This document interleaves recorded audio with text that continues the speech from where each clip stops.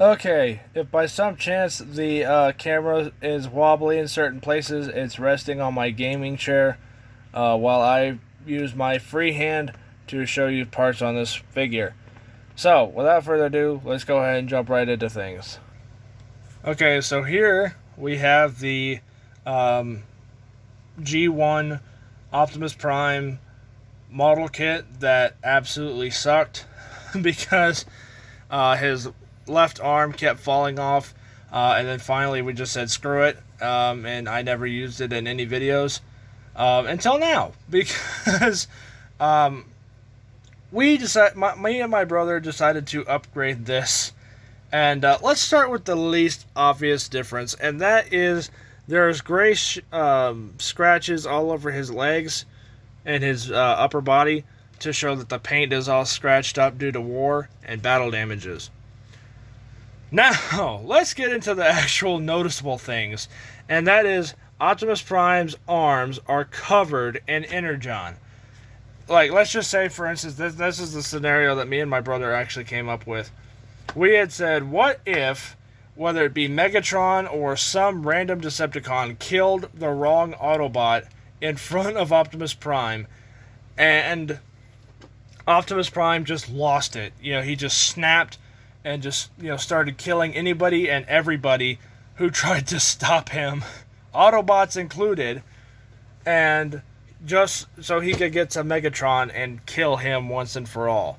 So my brother and I did the math, and we came up with in order to have Optimus Prime get this much energon spilled on his arms, just his arms, that's not including the hammer or the gun, he would have had to kill at least 12 Decepticons to get that amount of energon to stay on his arms, which is pretty freaking graphic compared to what Optimus Prime usually does.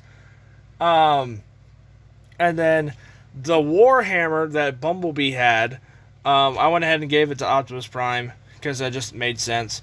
Bumblebee doesn't ever use it. So the amount of energon that's on this, he would have had to kill yet another at least 10 Decepticons to get that amount of energon to stay there. The energon that's on his gun, he would have gotten there from him jamming it into someone's ribcage and just shooting a hole straight through the freaking transforming robot. And then obviously up here, would be like either his Optimus Prime's personal energon, like, somebody hit him in the chest real hard, and you got energon on the windshields, or somebody coughed up some energon and it splattered all over his windshield. Then you have some battle damages on his ribs up here, his grill, and his shoulder. That's all from Optimus Prime. That's not from any other robot. As well as his legs. Let's just say he got shot in the kneecap or whatever, and energon started leaking out of his leg. So this is a very graphic version of Optimus Prime, and one that I would love to see in a freaking Transformers movie. Whether it be like a finale to a movie or finale to a TV show, I would love to see this version of Optimus Prime just go around just killing everybody, just to get to Megatron to finish the war once and for all. And they kind of did this in Transformers Prime Season 3, the last episode. Megatron kills Bumblebee, and Bumblebee falls into a pit of what is evaluates to rebuilding material. And Optimus Prime just completely snapped and just starts beating the crap out of Megatron. And keep in mind, this is superpowered Optimus Prime that we're talking about here. And Optimus just starts wailing on Megatron because he killed Bumblebee.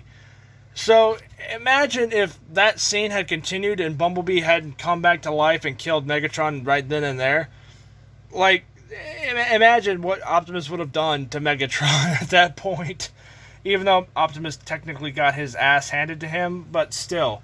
Imagine if that scene had continued and Optimus Prime just continued to just snap and just beat the shit out of Megatron. Like, that would have made that scene so cool, so much cooler.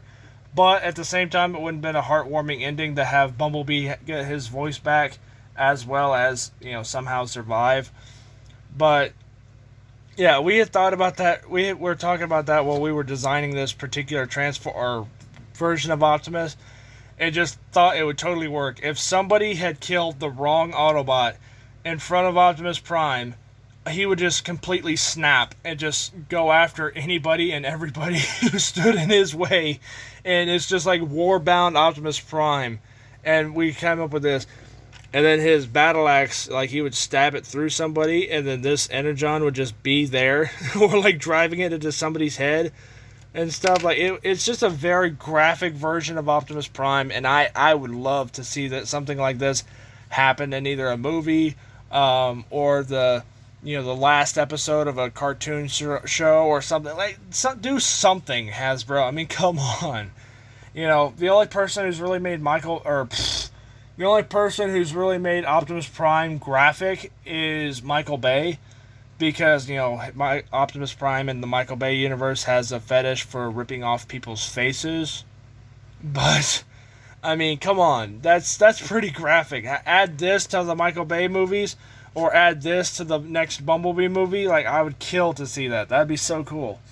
So, anyway, let me know what you guys think of this, and I will catch you guys all later on Ultimate Deadpool. Peace out. You guys are awesome. I will see you guys all later. Bye.